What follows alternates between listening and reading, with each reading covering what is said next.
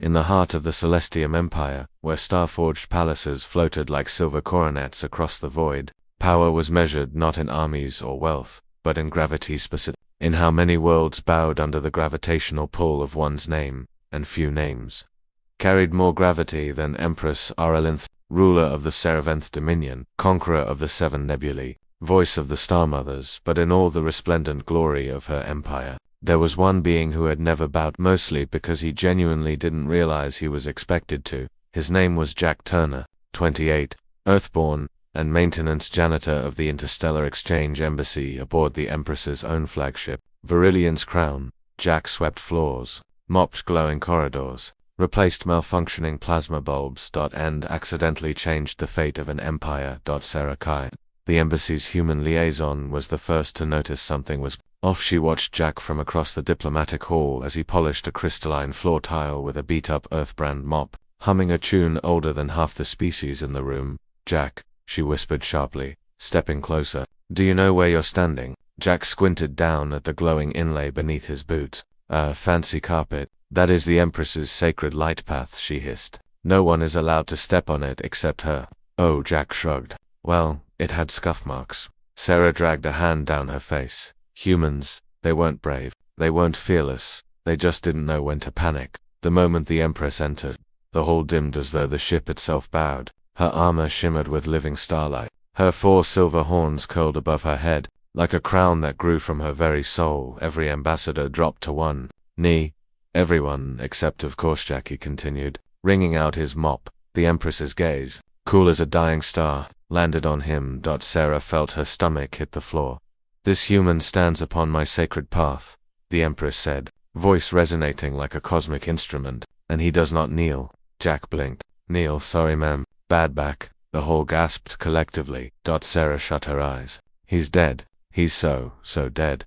But the Empress didn't lash out, didn't summon a guard, didn't incinerate him into a polite pile of atoms. Instead, she stepped closer. You cleaned my light path, she said slowly. Well, yeah, Jack replied. Someone left smudges. Looks disrespectful. The Empress stared at him as though trying to understand a mathematical anomaly. 4 cycles uncounted. She murmured, no being has touched it. Even my generals step around it. Jack shrugged again. Smudges don't care about rank. Your Majestiness. The hall was silent. Then something almost mythical happened.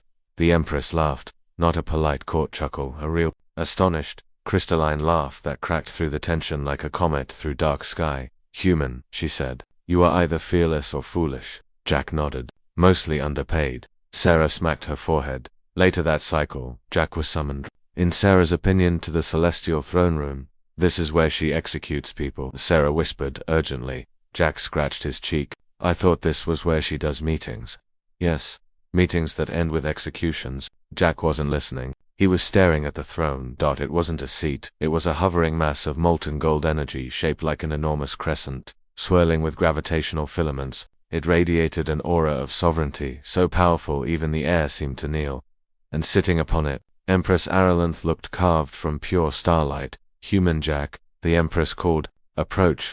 Jack did that. Sarah considered fainting. You cleaned what no one dared touch, the Empress said. You stood when all others knelt. You spoke without trembling. Explain. Jack shrugged, completely unmoved by the cosmic audience. My job is cleaning. Fear doesn't remove grime. Silence. Then the Empress rose. Her height dwarfed Jack by nearly 3 feet, but she examined him not as a ruler scrutinizing a subject but as a scientist studying a new force of nature. Tell me, Jack Turner of Earth, she said, do you fear me? Jack considered it. I mean, you could vaporize me, but you didn't. So, no. Ambassador no general. No species had ever said that to her. The Empress's pupils rings of violet fire narrowed with curiosity. Slowly, deliberately, she ascended her throne. Then, unbelievably, she extended her hand. Come, she said. Sit. Jack blinked. Sit where? She tapped the empty space beside her throne wide enough for 2. Though no one in history had ever shared it, Sarah choked on her own breath. Jack, no, but Jack had already stepped forward. And when he hesitated, unsure how to board a throne of living gravity, the Empress simply reached down, gripped him by the waist, and pulled him effortlessly onto her lap. The chamber exploded into shocked gasps. Sarah's heart stopped. Jack's mop hit the floor with a clatter. And the Empress Regal, farce, Universal Sovereign spoke softly into his ear. For ages, I believed my throne allowed space only for one, but perhaps it required only one worthy enough to sit beside me. Jack swallowed. A comfortable chair. The Empress smiled, sharp, radiant, dangerous. You will remain, she said. The Empire shall know you, study you, honor the human spirit that does not bend. Study, Jack echoed nervously. Yes, and perhaps, her voice lowered, I will keep you close. Humans fascinate me. You fascinate me. Sarah covered her face, praying Earth wouldn't get invaded over a janitor who didn't know how flirting worked. Over the next days, the Empire transformed. Reports spread across galaxies. The Empress has chosen a human, the janitor, who sat upon the throne. Human fearlessness is not a myth. All while Jack continued doing exactly what he always did, cleaning, muttering at stubborn alien machinery, except now with an Empress following him like a curious moon orbiting a chaotic little planet. Sarah watched this with a mix of awe, terror, and resignation. One night, as Jack repaired a cracked gravity conduit, the Empress leaned close. You do not hunger for power, she murmured. Nope. Yupti, do not tremble before me. Nope. You clean my ship as though it were no more than an earth dwelling. Yep, she smiled. Jack Turner, will you remain at my side? Jack hesitated. And do whatever you already do. Her voice softened. But near me. Jack looked into her glowing eyes. Sure, he said lightly, but only if I can install a proper maintenance closet near your throne. Your palace has no storage. It's chaos. The Empress laughed again, bright, mythic. Unstoppable, then it shall be built.